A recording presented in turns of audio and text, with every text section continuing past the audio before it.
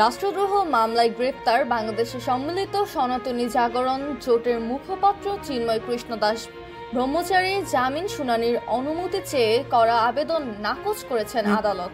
এছাড়াও নথি উপস্থাপন ও জামিন শুনানির তারিখ এগিয়ে আনার আবেদনও নাকচ করা হয়েছে।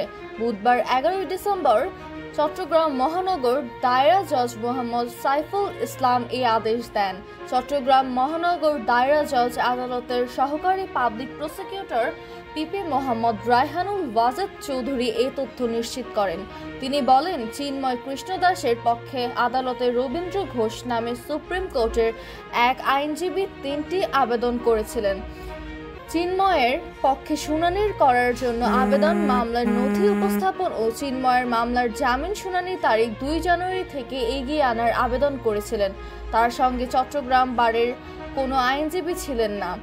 আসামির পক্ষে ওকালতনামা ও ফাইলিং আইনজীবীরও লিখিত অনুমতি ছিল না তার কাছে, তাই আদালত তার দরখাস্ত নট মেইনটেনেবল বলে নামঞ্জুর করেছিলেন। চট্টগ্রাম মহানগর দায়রা জজ আদালতের পাবলিক প্রসিকিউটর পিপি মফিজুল হক ভুইয়া বলেন, চিন্ময়ের আগাম জামিন শুনানির আবেদন করা আইনজীবী কোনো ওকালতনামা দেননি তার পক্ষে মামলা লড়ার।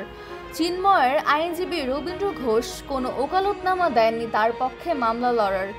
এছাড়া শুভাশিস শর্মা মামলা লড়ার জন্য রবীন্দ্র ঘোষকে লিখিত কিছু দেননি। সব মিলিয়ে আদালত রবীন্দ্র ঘোষের আবেদন নাকচ করে দেন।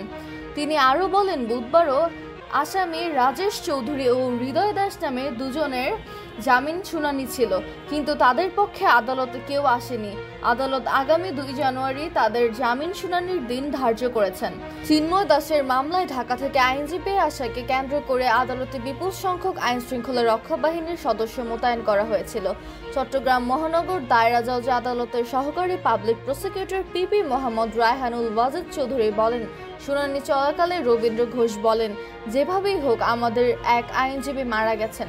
এই কথা বলার পরপর আইনজীবীরা প্রতিবাদ করেন। এজলাসের ভেতরে হইচই হয়। এই সময় উপস্থিত আইনজীবীরা ওনার উপর ক্ষুব্ধ হন। পরে রবীন্দ্র ঘোষের শুনানি শেষে আদালত আদেশ দিয়েছেন। সর্বশেষে কোতোয়ালি থানা পুলিশ থেকে রবীন্দ্র ঘোষকে নিয়ে গেছেন, কেউ তাকে ডিস্টার্ব করেননি। সুপ্রিম কোর্টে আইনজীবী রবীন্দ্র ঘোষ আদালতে সাংবাদিকদের বলেন, নিরাপত্তার কারণে চিন্ময়ের আইনজীবী 3 ডিসেম্বর শুনানিতে অংশ নিতে পারেননি। আজ বুধবার আগাম জামিন শুনানির আবেদন করা হয়, কিন্তু আইনজীবীদের বাধার মুখে আদালত তা নাকচ করে দেন। তিনি দাবি করেন, মক্কেলের ওকালতনামা ছাড়া একজন সুপ্রিম কোর্টের আইনজীবী হিসেবে তিনি মামলা লড়তে পারেন।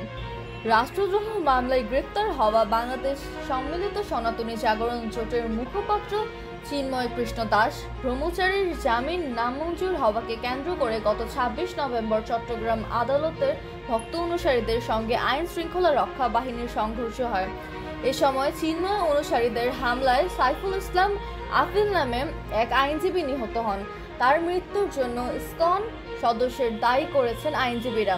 চট্টগ্রামে আইনজীবী সাইফুল ইসলাম আলিফ হত্যার ঘটনায় 31 জনকে আসামি করেন। নিহতের পরিবার মামলা করেছে। মামলায় এজহার নামীয় এবং অজ্ঞাত পরিচয়ে 10 থেকে 15 জনকে আসামি করা হয়েছে।